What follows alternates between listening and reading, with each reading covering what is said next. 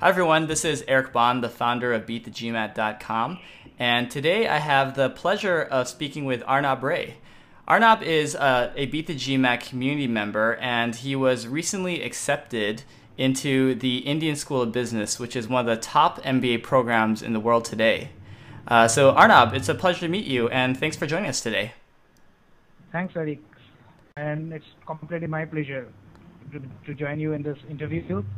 Since the Beat the GMAT site has been extremely helpful through my journey of preparation of GMAT, and not only the preparation of GMAT but also during the application process on the various B schools. And I think it's kind of an obligation for me, in fact, to help the site and to help the other applicants in whatever way possible. So it's completely my pleasure joining here. Oh, thank you so much for the opportunity, Eric. Thank you. It's very kind of you and very generous of you to take time out of your very busy schedule, I'm sure, to speak with us. So I guess we can jump right into it. Arnab, who are you? Can you tell us a little bit about your background?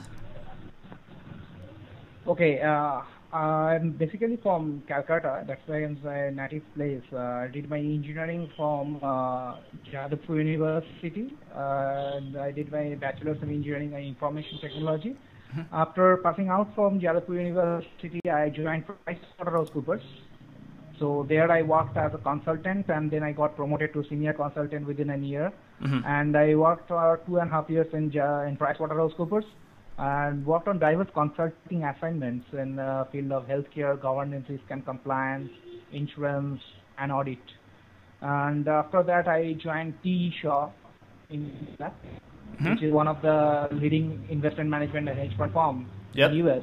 And I've worked as a senior member for another 2.5 years there in portfolio management. My department, the type of work which I was doing was mostly in the portfolio management and accounting of hedge fund and institutional asset management. So that's all about my work aspect. Apart from that, I have been the coordinator of a local non-profit firm called Bhumi in Hyderabad, which works for the upliftment of marginalized children through education. My association of Bhumi has been around 3.5 years now. I've also co-founded an alumni site called jualumni.com, which is aimed at mentoring and helping current students of Jadavpur University, as well as providing a platform for alumni connection. So that's pretty much me. And if you ask me something about something personal about my hobbies and all, I'm a big fan of, big follower of football. I used to play football, and Barcelona happens to be my favorite team now. Oh, very good. That's very good. So, one thing that you said to me that struck out was actually when you're describing your career progression, it sounds like you've had an excellent career to date. You've been working at the top brands. You've been promoted very swiftly in these brands. And also you've been able to dabble into entrepreneurship on the side with your alumni site. So why an MBA? It sounds like you're doing really well already. Hey, you know what? I aim to having a career in strategy consulting in the long run, and then in the long run, I want to start my own consulting and technology solution firm. So the type of experience which I now bring into on table after working on PricewaterhouseCoopers and on D. Shaw, I think I can use this kind of experience. To further develop the skill set which I just required for pursuing my career goals. I mean, I know the implementation bits of how to model, how to get into a particular know a problem and get into a solution for the particular problem. But an MBA at this point of time is going to give me that kind of a skill set where I'll get a general management overview. And not only that, in a school like ISB, or for that matter in any top B schools, you get a lot of diversity in the classroom. Right. I mean, the main takeaway from such an education is not just bookish knowledge, but rather the interaction with various kinds of people. For example, I was in my batch itself. There has been one doctor. There has been one guy with 12 years of experience who has been the vice president of a trading firm. So this kind of guys, a doctor, a trader, Then there is a software professional. Then there is someone who has worked on hedge fund like me. There is someone who has worked on healthcare. So these kind of people, I mean, say if I am discussing a case of, say, healthcare opportunities in India, okay, the penetration of healthcare opportunities in India, I would find that these kind of guys, I mean, the type of guys already there, I mean, they will have their individual input. And that exactly is going to be the essence of, of a group study in this school. Right. So not only just about, by making my career faster in building my career in a track path, but apart from that, I mean, this kind of interaction and this kind of interaction has actually helped me not only professionally but personally as well. Gotcha. So I guess what I'm hearing from you as big takeaways are things like skill development that you can get in business school that you can't necessarily find in your current career, just on the job, as well as the benefit of having a diverse set of people in your network whom you can consult upon when you are ready to launch a business after business school, or just even to amplify the learning that you're trying to go after. True. Right. Okay. True. So let's talk a little bit more about the Indian School of Business. Sure. So I'm curious to figure out what schools were you also looking at along with ISB, and ultimately why ISB for you? Well, the choice of ISB, I've done my intense research on ISB. Okay, I knew some friends who have been my colleagues, who have been my classmates, and they have gone through ISB. I have asked them, I have talked with current students, and one thing which come out unanimously was the excellent faculty and curriculum of ISB. Firstly. Secondly is the Indian growth story, which we can't really ignore now. I mean, India and China being the growth drivers in the years to come. I think the Indian growth story is going to play a major role in the next 3-4 years, right, at least. And apart from that, this is a 1-year MBA course. So after like 5.5 years of experience, I think I get back to job very quickly. I mean, just a 1-year MBA course, and obviously, I mean, the reputation of school also comes into picture. I mean, once I'm making an investment of, this is kind of one of the biggest investment I'm making on myself, right, in my life, and I want to make it sure that I spend it in a rightful, in a most judicious way. So, I mean, taking in all these things into consideration, like the faculty, the curriculum, the Indian perspective. I mean, the opportunity which lies in India and Southeast Asia, I would say, and the reputation itself of ISB itself has propelled my decision to join ISB. Gotcha. So when you were looking at the field of business schools that you can apply to, I know that you've mentioned a couple of times, I think, that you're specifically interested in emerging economies, India focus. It sounds like you want to have a career that is going to be set in an emerging economy like in India or China. But were you looking at any... My long-term goal is to be in India itself. To be in India. I want to work itself, yeah. Did you consider any U.S. or European business schools when you're thinking about schools to apply to? Actually, I thought of applying to ISB schools, but that too on the second rounds. But I applied to ISB in the first round itself, and since I got through ISB, I didn't thought of applying again to ISB schools. Gotcha. Well, that's actually very good for you. That's really convenient that you got into such a top school so early and didn't have to do those additional applications. Yeah. Great. Well, having said that, there are some really fabulous USB schools which I would have definitely tried if I have got through. I was thinking of applying to both and all, so I got a interview call from them as well. But it somehow, it didn't turn up well. I got waitlisted, and so I had to drop that opportunity. Gotcha. So, and since I have the option of ISB already in my hand, so I thought like, okay, taking all those factors like my long-term goal, the where I want to work and all those things, I think like ISB makes sense in every respect for me. Yeah. No, it sounds like it was ultimately a very good fit for you. So it was a great outcome nonetheless. I'm interested in hearing so you're from Calcutta, and you're going to be moving to Hyderabad very shortly as you enter school. Can you tell us a little bit more about your perspective, what Hyderabad is like, and what's interesting about this town? I've been in Hyderabad for the last 3 years now. I mean, D-Shore was when I was working in D-Shore, it was in Hyderabad only. So I've been in Hyderabad for the last 3 years now. I mean, it's a nice city. I mean, it's called the City of Pearls, and ISB is definitely the biggest or the brightest pearl of Hyderabad, I would say. The city is pretty nice. The weather remains pleasant except for the month of April and May when the heat becomes a bit unbearable. But I think for the tropical guys like us, I mean, we somehow know how to manage the heat. And apart from that, I think the most important thing about Hyderabad is it's one of the fastest growing city in India in terms of development. I mean, the type of opportunities, the type of educational institutions, the IT industries which are coming up, it's pretty fast out there.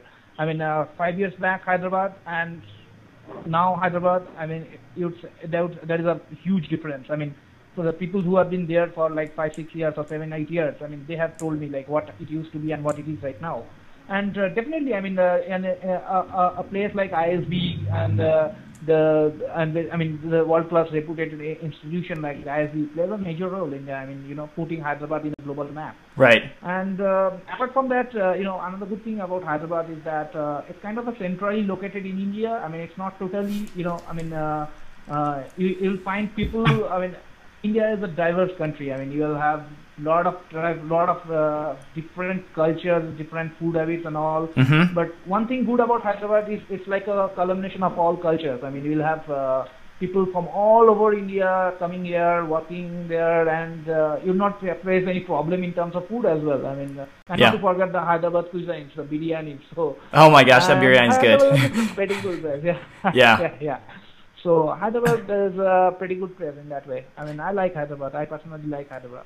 Yeah, I really liked your comment too about where Hyderabad is located in India, because when I was there not too long ago, I heard the same feedback, which was it has elements of northern India as well as southern India. It sort of converges nicely into a nice hybrid culture there. So yeah, exactly. It's a really good place to experience India. The selling point, I think, of Hyderabad.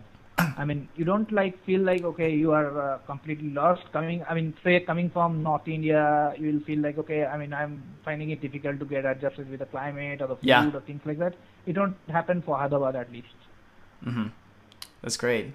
Well, and apart from that, I mean, there are like a lot of I mean, there is this lot of 5 stars and 7 stars hotels that have come for hosting the international guests. There have been I think the best airport in India is right now in Hyderabad, international airport in India. So things, I mean, these kind of things actually speaks, right? I mean, how Hyderabad is evolving as one of the one of the better cities in India. Yes. I mean, there is Delhi, there is Bombay, there is Calcutta to some extent, I would say, since it's my hometown. but yeah, I mean, Hyderabad is definitely, is improving in leaps and bounds, and it has, it has really put itself, I mean, in the global map. Right. Very much. Yeah. Big time. It'll be a very exciting town to watch over the next few years. I've heard that some people claim that Hyderabad might actually edge out, may even be more important than Bangalore in terms of a tech center in the future. Yeah. I mean, one good thing about Hyderabad, where I mean, it has an edge over Bangalore, is that in terms of infrastructure, roads and all, I think it's much better. I've been in Bangalore also. I mean, I've been in Bangalore, I've been in Hyderabad, I've been in Chennai. I mean, I have traveled across India almost. So I've been in all those major cities in India, and I find like Hyderabad infrastructure is pretty good. I mean, I would say that Bombay infrastructure is good, but the amount of the number of people stays there, the number of vehicles flies there. I mean, it probably gives a different picture. But in terms of Hyderabad, I mean, the infrastructure is pretty good out here. I mean, not like Bangalore where the roads are pretty like always crowded, and That's right. you will find very difficult to fly on the road or the vehicle. You'll definitely get into a traffic jam and all. Yeah. It's not like that. I mean, in Hyderabad, I mean, it's better than Hyderabad. It's definitely better than Bangalore. I mean, Hyderabad is definitely better than Bangalore. And the another aspect was, which was already mentioned, that it's being a centrally located. I think that's makes it more easy for people to come and settle out there. Or I mean, if you're staying in North, you'll probably come to Hyderabad and take a flight or a train or something. I mean, and just be there in your home in the weekend. So that's something adds advantage to the whole thing.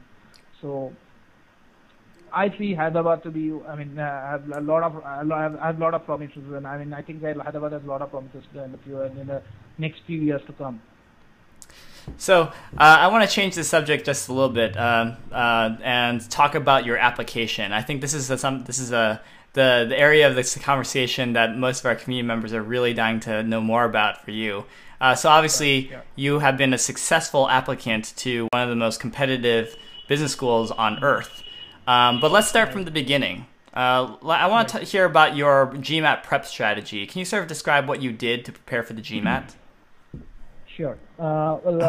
Firstly, I just confess here that I was not able to spend much time for GMAT preparation, as my work is very, very demanding. I mean, I used to go around 10:30 in the morning and come back around 10:30 in the evening, at night, 10:30, 11.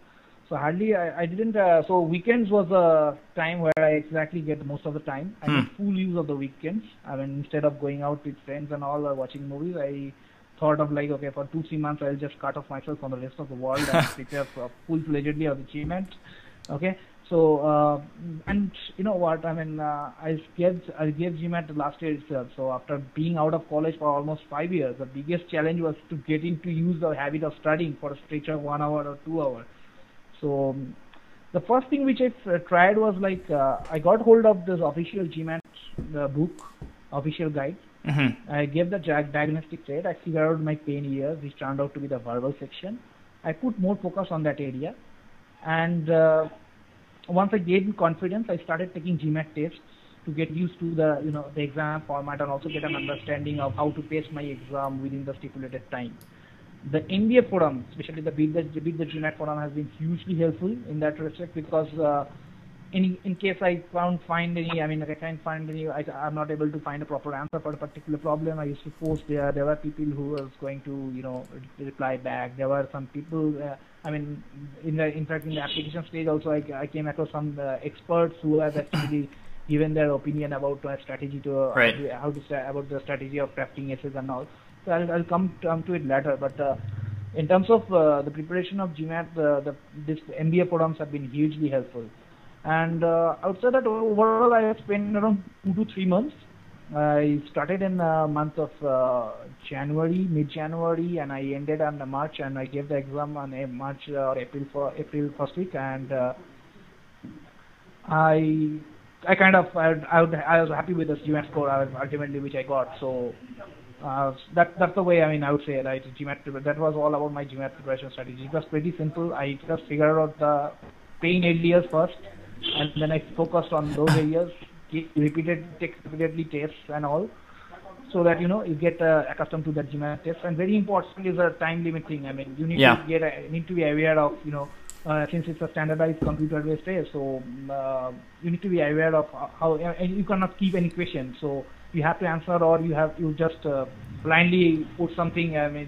Get some answer and move to the next one. So that's something which I figured it out over time.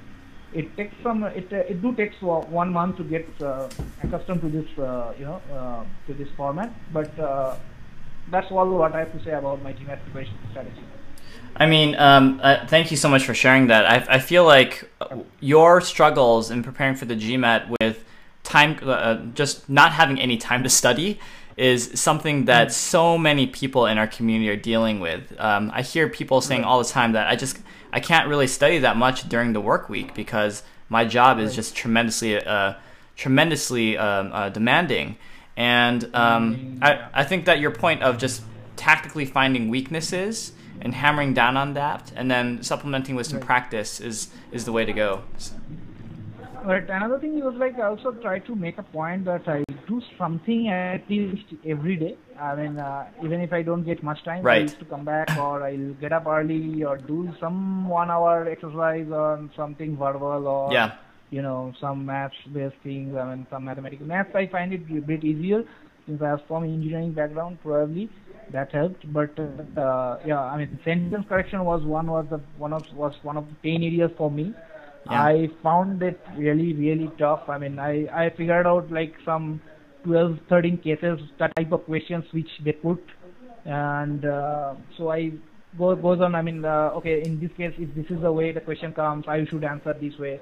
So this is how I prepared for the sentence correction thing. So I mean, how I'm going, you should not be used being, and the word being in GMAT is forbidden kind of thing. Right. So those are the things which I which actually I figured it out over time. I mean, for my sentence correction thing, and that's what I mean.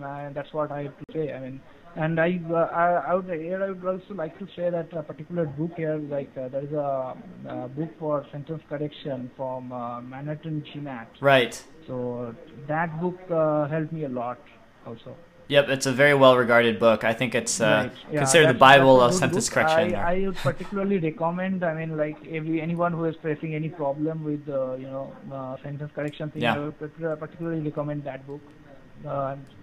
And don't forget to go through the forums. I mean, there are some interesting questions which get posted in the forums. So try those as well. I mean, I personally have tried. I mean, like I didn't find much difficult problems in the GMAT book. So I got through the forums and found some difficult problems. I solved them. They kind of give me a confidence. Okay, like whatever come, I would be able to crack the maths part and all. So that helps. I mean, always going. Getting some questions which are really outside what are there in the books. I mean, that comes in the forum, and if you do practice that thing, you are taking care of the worst case also. Right. In that way, I mean, I recommend people to go through the forums as well. Excellent. Well, that makes me happy to hear, Arnab, to say that you recommend going heavily into the Beat the GMAT forums. I wholeheartedly agree. So you got through the GMAT. You were obviously successful and satisfied with your score. Let's talk about your essays. So now you're able to tackle your Indian School of Business application. How did you go about crafting your essays? Can you just repeat the question? I didn't get you. Oh, yeah, I'm sorry. So the question was, when you were moving onto your ISB application, how did you go about crafting your essays? Right. So I would say that the essays were the toughest part in the whole MBA application process. I mean, it was the toughest and the most frustrating area. I mean, I remember like I spent like around 2 months for ISB essays only, and believe me, ISB essays are even tougher because of the word limit. I mean, they have like 300 word limit for each essay. There were 3 essays, and each word counts. It's very precious, each word.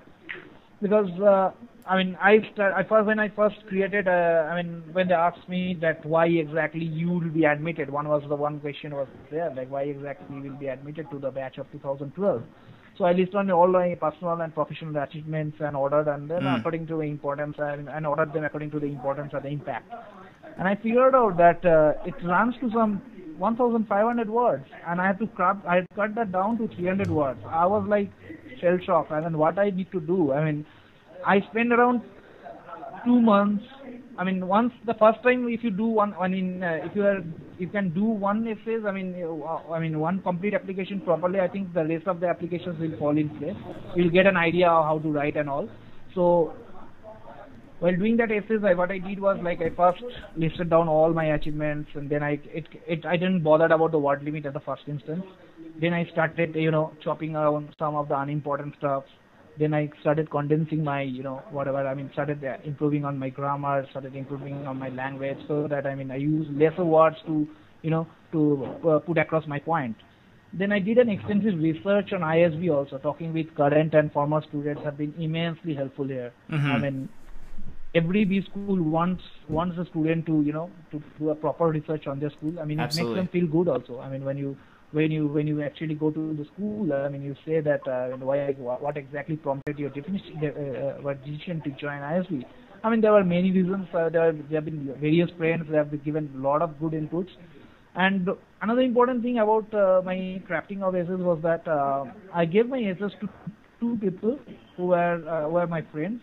I mean, one was not exactly my friend. I would say was a senior colleague, and another was a classmate of mine. And both has done that, gone through that same process because they are in MBAs as well.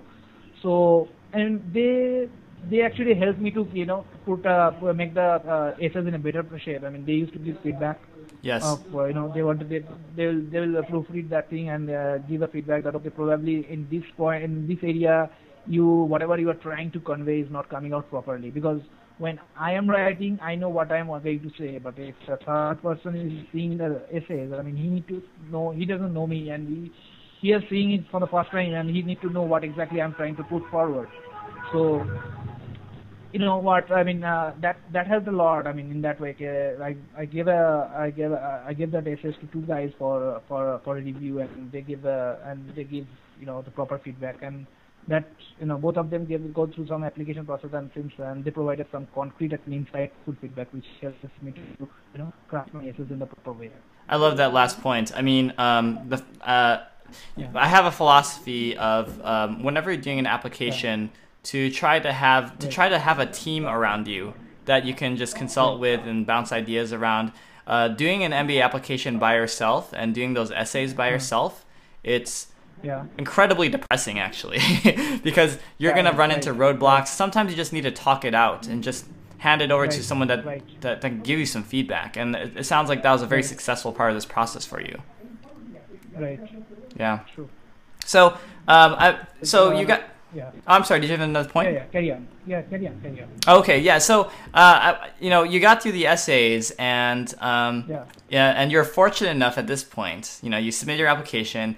You got an interview invitation from ISB. Can you talk a bit about your experiences in interviewing at ISB? What was that like? Okay. My interview in ISB went extremely well, I would say. I mean, I was pretty satisfied after giving the interview. The interviewer mostly asked questions based on the interviewer asked questions mostly based on my professional and personal achievements. Yep. There were some follow-up questions based on my response. I mean, I have worked on PricewaterhouseCoopers. I've done some diverse consulting assignments. I've done a particularly on very good project on healthcare. So there were some questions about what exactly I have done and how exactly I have improved the process of the client and all. So that was really very interesting. I mean, they are trying to gauge my depth of knowledge, and they are trying to understand that what exactly I have done, what is the impact I have done on that for the particular client. So I could explain those things very smartly to them. The interviewer also threw some tricky questions to judge how I handle situation, like some questions on leadership, some questions on where I have to convince a particular peer or a senior manager. And there were some incidents in my personal life on my professional life, I would say, and Disha I have done some of those activities. So yeah. So I explained those things to them as well. I have been managing a team of 3 people, and there was another guy who was working in my team, but he was not directly reporting to me because he was of the same designation to me as mine. So there was some interesting topics. There was interesting discussions on how you handle those ego problems, or at all if there was any ego problem and all. So the interviewer was trying to guess how was different situations I was trying to deal. I was dealing with people and all. Mm-hmm. So that was very good. I mean, I would say I enjoyed the interview. And one good suggestion and one suggestion for ISB interview will be to know inside out of your application. Yeah. I mean, you just whatever you have written, you just be very very sure of what you are writing. They will ask each and everything if they feel like, and they asked me something on my work which I have done for Bhumi, that NGO where I work as a coordinator. So I explained to them that what are the various situations we faced in various government schools, because the idea of Bhumi was like in various government schools, the pass percentage of students was miserable. Right. In some schools there was like in single digit, the pass percentage. We turned that to 35%, 35% in some of the schools. And how we did that, what are the problems which we faced, and how we came around those problems. Things went well in there. So the interview went in this direction. I explained to them, and I think the interviewer was very satisfied with my job because they gave me that offer. Yeah, I would say that it went pretty well as well. But let me ask you this. So, earlier when I asked you about how you had gone about your essays, and you said you had a team around you, two friends who helped you out and provided feedback. Did you do any practice for your own interview before you went into that ISB interview? Actually, my mirror is my best friend in this respect. Oh, okay. My mirror, I used to stand in front of the mirror, and I used to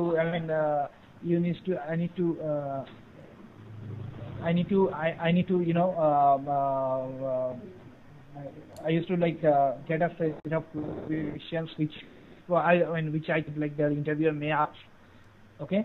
Like based on my application, and I used to rehearse. I just try to rehearse my what I'm going to say in front of the mirror. That helps a lot for me. I didn't do that. I would have liked to do a video of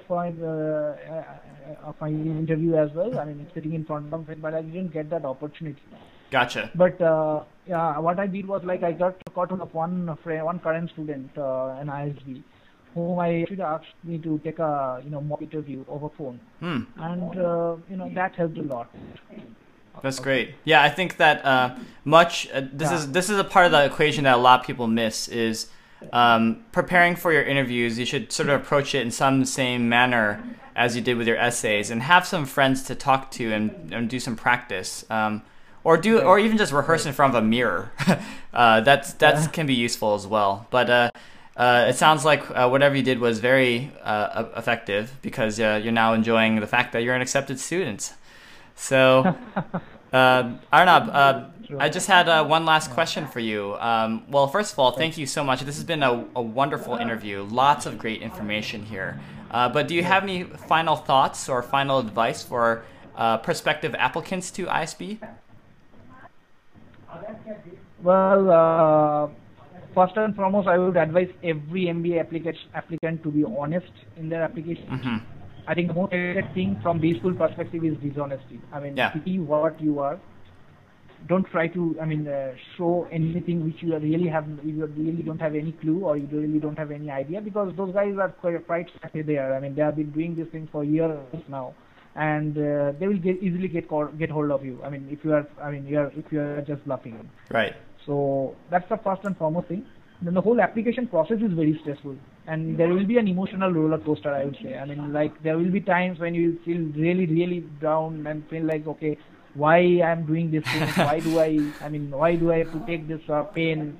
Coming back from job and sitting around, starting work on your essays from at 11 in the night and continuing it till 2, till past midnight. I used to spend like 2 hours every day for my essays.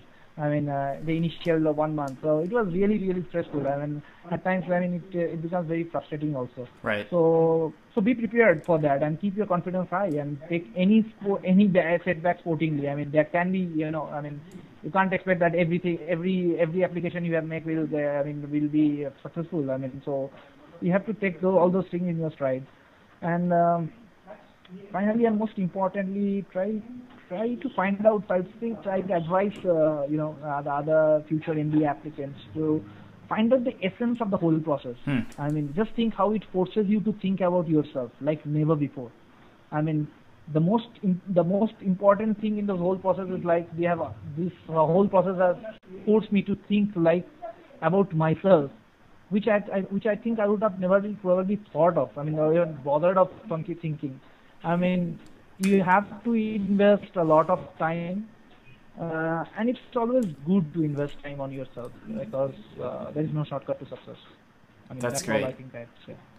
Well, Arnab, thank you so much for all the advice and all the experiences that you shared with me today and with our community.